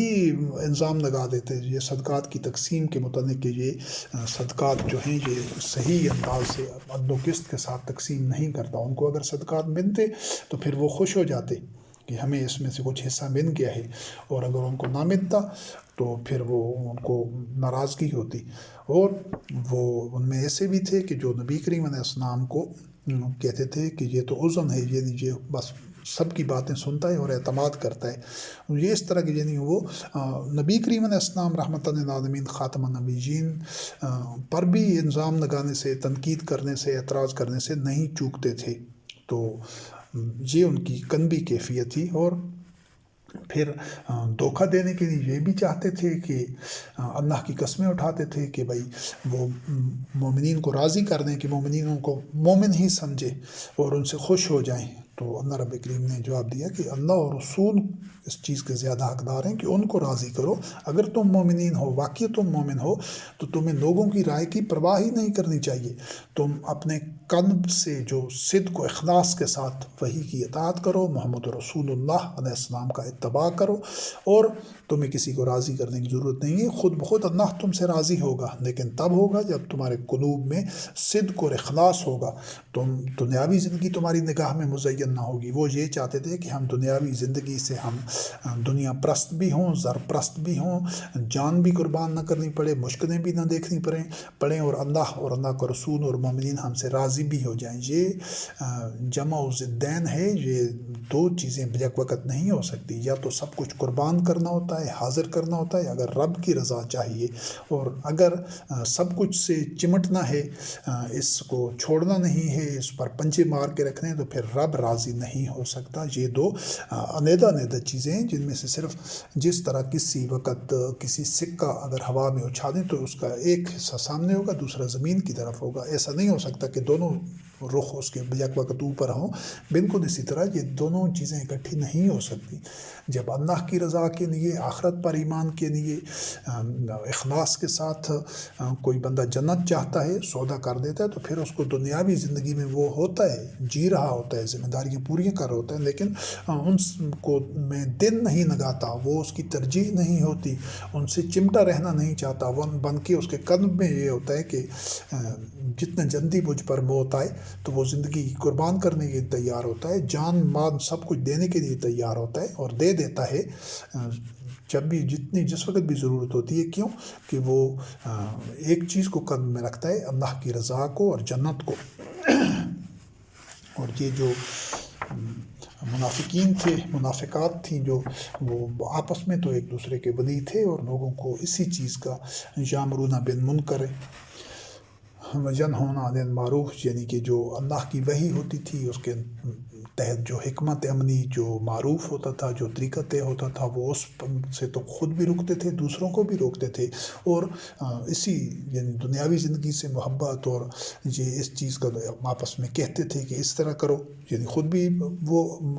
وحی کا اتباع نہیں کرنا چاہتے تھے، اس حکمت عملی پر نہیں چلنا چاہتے تھے جو محمد رسول اللہ علیہ السلام نے مشاورت کے ساتھ، مومنین کے ساتھ مشاورت سے جو وضع کی ہوتی تھی، تو یہ خود بھی اس کا پر نہیں چلنا چاہتے تھے، دوسروں کو بھی یہی کہتے تھے، اور اپنے ہاتھ روکتے تھے کہ خرچ نہ کریں، کم سے کم خرچ کریں، یعنی اللہ کو وہ بھول جاتے تھے، تو اللہ رب کریم بھی ان کو بلا دیتا ہے، اور یہ جو منافقین ہوتے ہیں یہ فاسقین ہوتے ہیں، اور ان کے ساتھ منافقین کے ساتھ اللہ کا وعدہ ہے اور کفار کے ساتھ کہ وہ جہنم میں جائیں گے، یعنی ان کا انجام جہنم میں، سب کچھ ان کا اکارت جائے گا، وہ جو عبادات کرتے ہیں، جو ایمان کا دعویٰ کرتے ہیں، جو خرچ کرتے ہیں دین کے نام کے اوپر، وہ سب کچھ ضائع جائے گا اور جہنم میں جائیں گے، اور اللہ کی ان پر لعنت ہوگی اور ان پر ہمیشہ رہنے والا عذاب ہوگا۔ تو آج کی اس نشست میں یہ جن آیات کا مطالعہ کیا گیا، تو ان میں سورۃ النمل آیت نمبر 4، سورۃ یونس آیت نمبر 7 سے 8، سورۃ النمل آیت نمبر 24، سورۃ الاعلیٰ آیت نمبر 14 سے 17، سورۃ البقرہ آیت نمبر 93 سے 96، سورۃ التوبہ آیت نمبر 93، سورۃ الاحزاب آیت نمبر 13 سے 19، سورۃ التوبہ آیت نمبر 81، سورۃ ہود آیت نمبر 15-16، سورۃ الانفال آیت نمبر 16، سورۃ البقرہ آیت نمبر 212، سورۃ التوبہ آیت نمبر 24، سورۃ النازعات آیت نمبر 37 سے 41، سورۃ الاعراف آیت نمبر 175 176، سورۃ الحجر آیت نمبر 39 40، سورۃ المنافقون آیت نمبر 7-8، سورۃ الفتح آیت نمبر 15 اور سورۃ التوبہ آیات 38 سے لے کر 68 تک۔ تو یہ آیات تھیں جن کا آج مطالعہ کیا گیا، جن کا مفہوم آپ کے سامنے بیان کیا گیا۔ تو اب بھی اس سلسلے کی جو اگلی نشست ہے تو یہی عنوان چلتا رہے گا انشاءاللہ العزیز۔ والسلام علی من اتبع الہدی۔